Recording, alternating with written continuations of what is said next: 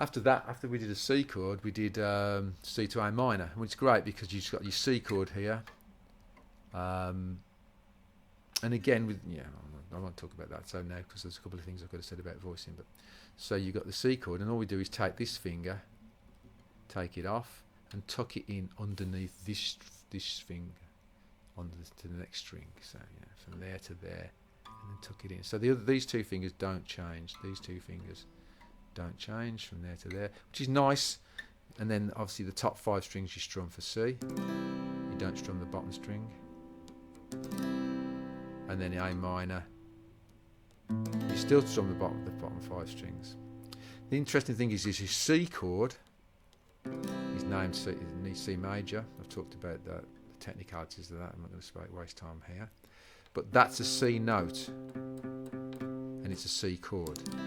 And I like to do the chords so that the shapes you've learned when you first start learning, if it's a C, then the C will be on the bottom, the C note will be on the bottom. And when you go to A minor, because it takes that off, this is now an A from the A string, the open A string, A minor, A on the bottom, C on the bottom, C major, and then A minor on the bottom. When you're strumming, it's just a case of when the backing tracks, if you want to use the backing tracks to practice that change, there'll be all kinds of things going on the backing tracks, but essentially what you're trying to do is work out from the backing track. Usually if I'll give you a backing track, I'll give this information. If it's going like 2 bars of C, 2 bars of A minor, or 1 bar of C, 1 bar of A minor, or whatever. So if it's you tick, so you can use the count to time the distance between the chord changes. So you might have this, which would be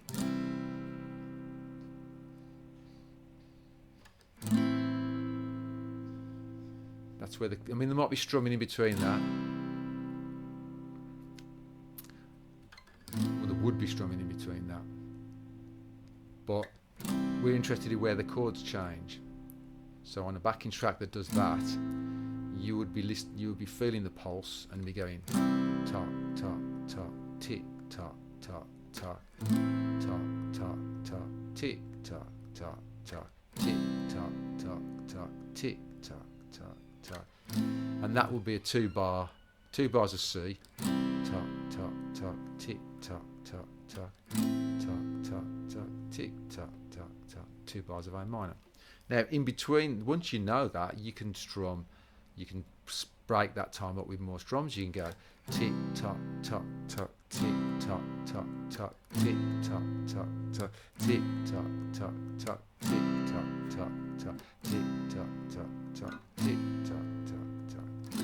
And do it that way. You can add even more strums and go tick tock tock tock tick tock tock tock tick tock tock tock tick tock tock tock tick tock tock tock tick tock tock tock tick tock tock tock tick tock tock tock.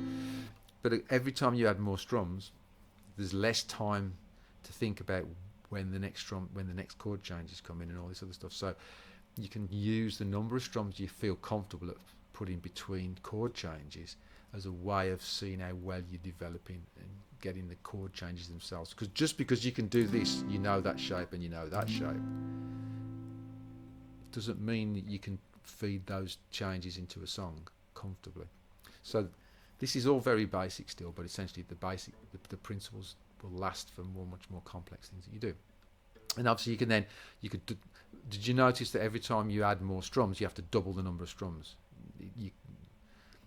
In this basic method of breaking time up in a very simple basic way, you only ever double or half. So it's like we started off with tick tock tock tock tick tock tock tock tick tock tock tock tick tock tock tock. Then we went to tick tock tock tock tick tock tock tock tick tock tock tock tick tock tock. 1 strum of each to 2 strums of each. Then we go to 4 tick tock tock tock tick tock tock tock tick tock tock tock tick tock tock tock tick tock tock tock tick tock tock tock tick tock tock tock tick tock tock tock. And then we go to 8. Then we can go to 8, which would be tick tock tock tock tick tock tock tock tick tock tock tock tick tock tock tock tick tock tock tock tick tock tock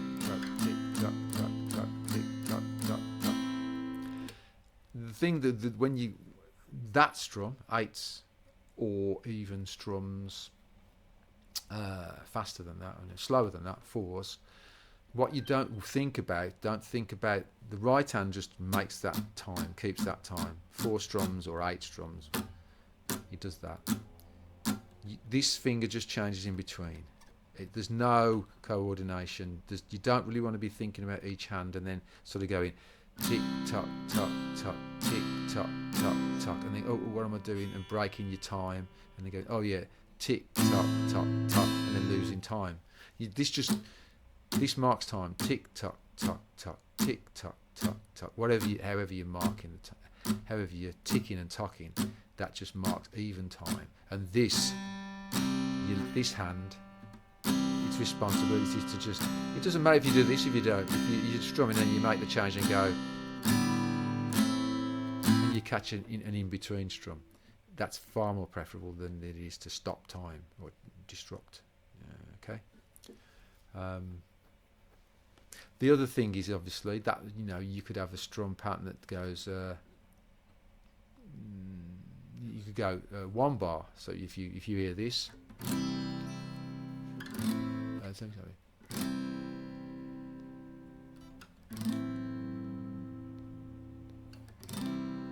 right, now you could have that as you could go with the two bars and go tick tock tock tock tick tock tock tock tick tock tock tock tick tock tock tock, or you could do a long one and make it one bar and go. You could go tick tock tock tock tick tock tock tock tick tock tock tock. It's the same rule. You can double the number of ticks and tocks, or you can half the number. Now this is completely not. I would say it's completely frowned on in orthodox music training, but not the way I'm doing it. So, because you can be flexible if you're not playing from sheet music and you're not using notes and you just put a record on and you find the pulse, and you can find if you can find a pulse that works for you, the person playing next to you might have a feeling of double that, but you'll still all get the changes right because the actual source that you're playing with against the same recording, or you're playing in a band, the changes have to come. You just feel it in a different way to them. So don't want to make that too complicated, but so the trick is in a backing track, whenever you want to play along to a backing track, the first thing you do is find the pulse and then put some ticks and tocks on it, probably in the groups of four, so you can find, and then wherever you hear a tick, strum on the tick and overlay that onto a record and see how it goes. See how you go with that. And if you go wrong, that's what you come to the class for, because that's where we come to sort stuff out. But hopefully that makes some helps you add a bit of detail and play, how to play along with backing tracks.